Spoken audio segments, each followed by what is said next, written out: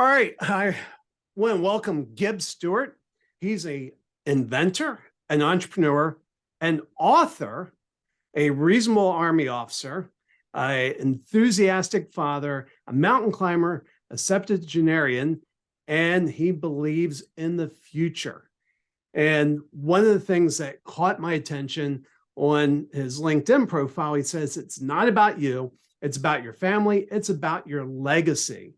And so I can't think of a more perfect guest for the Leaders and Legacies podcast. Welcome, Gib. Hello, Craig. Thanks for having me. Glad you're here.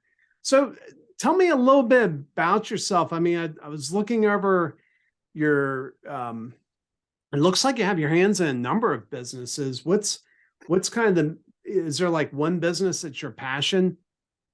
Well, I went from 1977 and I'm still in real estate. Negotiated a major lease this morning. Okay.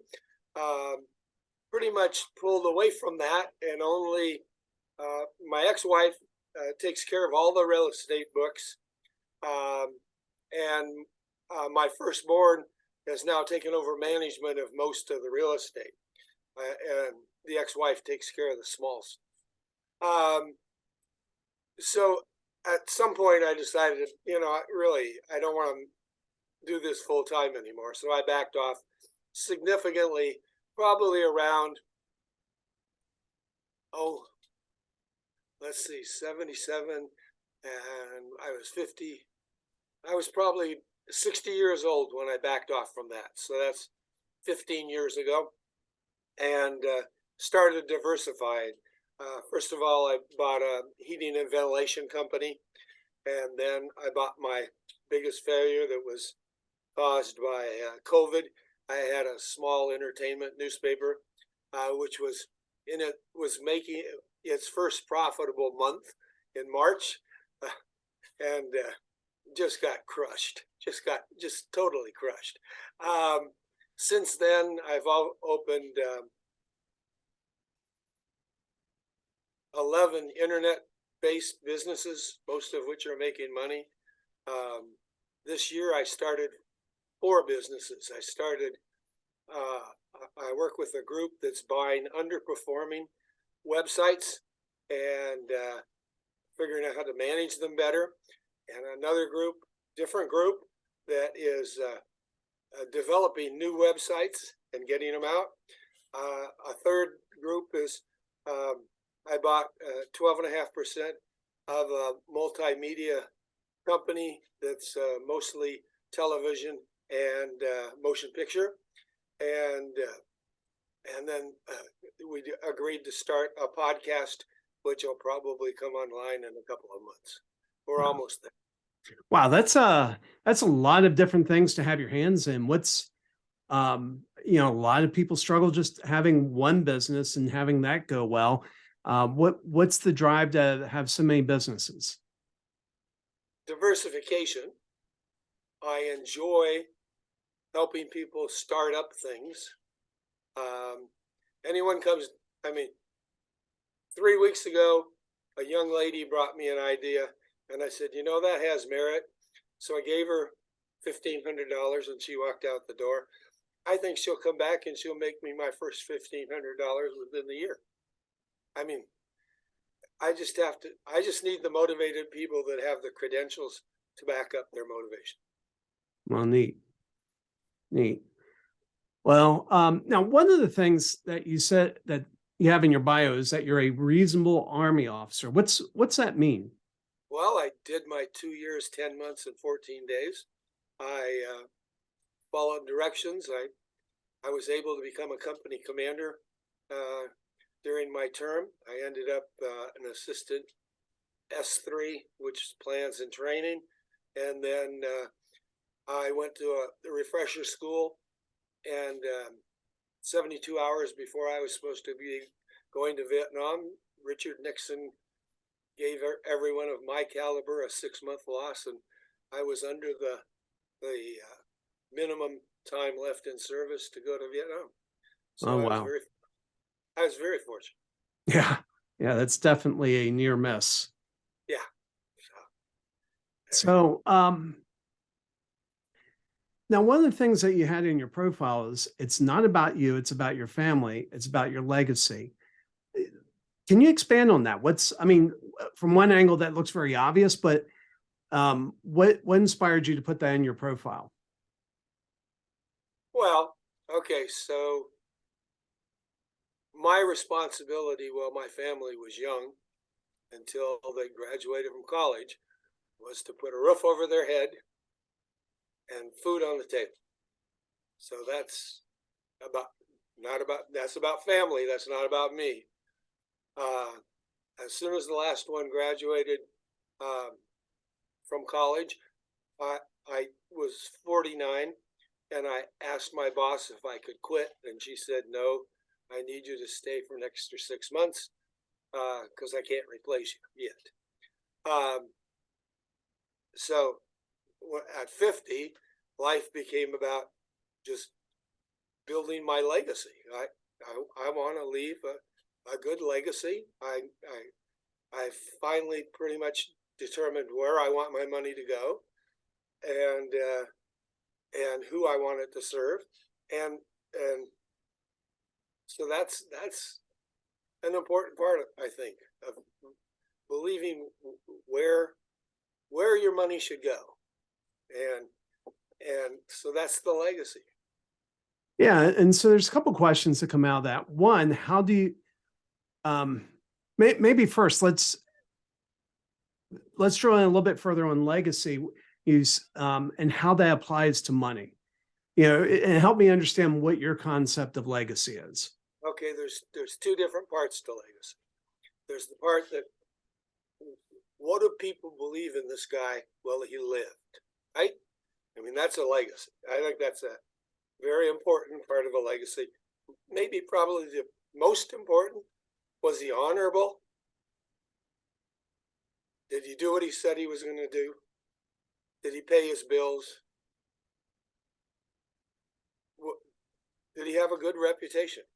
And I think I'm doing all those things. I'm trying to be a good, well-rounded person. Okay, so that's one kind of legacy.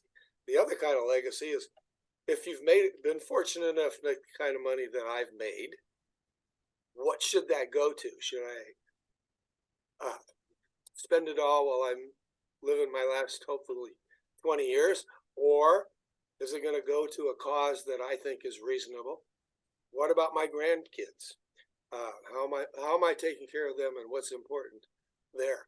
We originally thought we were going to have 9 grandkids, and our goal was to put them and their kids, our great grandkids, through college. After that, we figured we had done enough.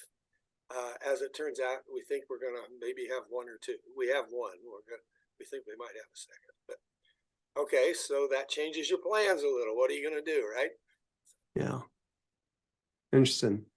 So if you were to advise somebody as they're trying to work through these decisions, how would you advise them in establishing their priorities and answering the same questions that you had to go through and answer? Oh, well, I look at what bothers me and what I want to change, or what I'd like to facilitate change, or something like that. And I read about the people that are doing the big things. I mean, I'm a pauper compared to Gates and Buffett and those guys. But I'm ending up with a lot of money. I could spend myself into oblivion for the rest of my life, and I'd never run out of money. So you got to start thinking what's going to happen to that. If you're not, I don't have any expenses to speak of. I get to do everything I want. When I want to travel, I travel. I do anything, right? But I'm still accumulating new cash and able to buy new businesses. So that means I'm okay, right? So what's bothering me in society, and what do I want to fix? I'm not going to fix Africa, that's for sure. So you got to look a little smaller. looking in my backyard and saying, what's got to happen? So so it sounds like what you're saying is if somebody's trying to go through and make these decisions for themselves, you're putting it in two categories: what's important and what's bothering them. Yeah, yes, I think that's very reasonable, Craig. Okay. I mean, what do leaders do? Leaders and legacy, right? So you got leaders, they're trying to facilitate something or do something. Two types of leaders, right? And then legacy is the other part of that. Okay. Now, as you make these decisions, how does it impact the lives inside your companies? Well, most of my companies are managed by other people. Mm-hmm. I have I'm the person of last resort. They come to me when they're frustrated. They come to me when they have a decision they can't figure out. Excuse me. So I'm not in day-to-day management. I sit here on the computer. I do paperwork all day. But on the other hand, when I talk to the various managers, my main criteria is to treat our employees right, and that's going to make them treat our customers properly. And we keep growing. I mean, when we bought the heating and ventilation company, it was making gross sales of 400,000. 6 years later, we're at 3.8 million. Wow, that's great. Okay, so that's the kind of stuff that I expect from the managers that I hire. Oh, Yeah, by the way, the guy I went into business there with, ex-felon. Wow. And you just knew this kid was right. And I've tried to get him to apply for a pardon 3 times because there's no way he should have been convicted. Absolutely no way. Well, that's something really interesting. A lot of people, and I have to admit, I would be very cautious about going into business with the next felon. How do you recommend approaching that? How should people navigate that? Understandably, a lot of people would be scared about doing that. Yeah, really. Now, I've already told you I'm not the brightest light bulb in the field, but the kid had been following. He was a heating and ventilation salesperson, and he'd been following me for about every quarter. So every 3 months, he would call me and ask for an appointment, and I'd say, I'm not ready yet. So 3 years later, the guy who's been doing my HVAC for 21 years says, hey, Gib, I'm going to retire. So next time the kid called me, we sat down in a coffee shop. I gave him the information he needed to get on my roofs of my commercial entities. And I'm sitting there, and this kid's just too bright. I said, okay, what's your goal in life? Where are you going? He says, well, I've been the #1 salesman 3 out of the last 4 years in HVAC sales in the greater Portland area. I said, okay, is that what you want to do for the rest of your life? He said, no, I kind of want to own a HVAC company. I said, okay, you got $100,000. Let's go do it. That's how that started. About 2 weeks later, my oldest writes me an email and says, do you know you just got in business with a felon? I said, okay, just the way it is. So that's interesting. So you didn't know he was a felon when you got in business with him? Not at all. Yeah. So here's the thing that I think would be. She did. Here's the thing that I think would be valuable, because this kind of does tie into Leaders and Legacies. There's a very American hope that for a path of redemption. I think that's something built into all of us. But the whole concept of going in business with a felon, I'll just be honest, that would scare me. So what's some advice that you could give to my audience that would help them process through that, and figure out how to do that and how to give somebody that second chance, while at the same time being smart about it. Okay, well, Craig, let me deal with this a little. Our business, his business, he has hired 2 felons. Neither one worked out. Okay. Wow. So I picked the right horse, but I'm good at identifying good, strong people. Okay. And what are those traits? What did you see? What did I see? Yeah. Well, for him, I saw unbelievable persistence. How many people have called you every quarter for 3.5 years? I mean, that's that. I mean, not even I've done that. I've never made that many phone calls to make sure somebody knew I was there and wanted to do work with them. Okay. So that's persistence is number one. I mean, that's the number one thing to making it in a business. You got to hang on and you got to get through the rough spots. In my 30 some years of real estate, there were a couple of times when I wanted to quit, but it just didn't make sense to me. Got to go over this next hill. So persistence was number one. Personality was another thing. The ability to communicate was important, and I liked his story about his family. So That's interesting. What was the story about his family? just how his wife stuck with him after he went to the slammer for 18 months or something like that. They kept the boys together, 2 sons. I just went over and saw one of the sons pitch a baseball game a couple of days ago. And the boys are both doing well. So, Well, and and that's something that's really interesting. I think you may have just tied into one test that's really good. It's how their families respond, because many people may not realize this, but marriages end when you go to jail. And I forgot what the exact numbers are, but it's I very think high. it's yeah, I think it's within 5 years, 95% of marriages fail. Correct. I used to do the corrections division budget for the state of Oregon. So, Yeah. So am I in the right ballpark on that number? ballpark. I also did the mental health division budget, and developmentally disabled, the same story is true.